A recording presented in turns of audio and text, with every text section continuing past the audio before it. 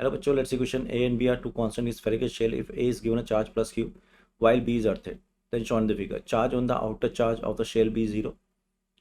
तो हमसे बोल रहा है ए और बी टू कांस्टेंट की शेल से, इस पे चार्ज रखा है, मान लो ये प्लस क्यू है, तो ये क्या बन गया इसका माइनस क्यू, और ये चार्ज होगा प्लस क्यू, लेकिन ये सारा चार्ज कहाँ चला जाएगा, ग्राउंड में, तो ये तो न्यूट्रल हो जाएगा बाहर.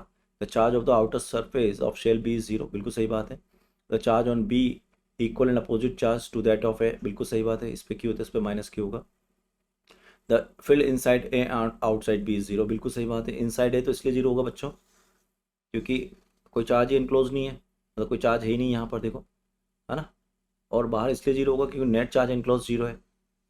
ठीक है, क्योंकि अगर हम यहाँ पे प्लस क्यू मान रहे हैं तो यहाँ कितना है, माइनस क्यू, और ये सरफेस हमने ग्राउंड कर रखी है.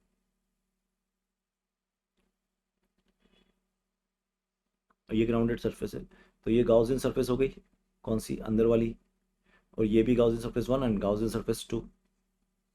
ठीक है, तो दोनों के लिए क्यू इन 0 है, इसलिए electric field is 0 for both. So right answer हो गया इसका डी. All the best.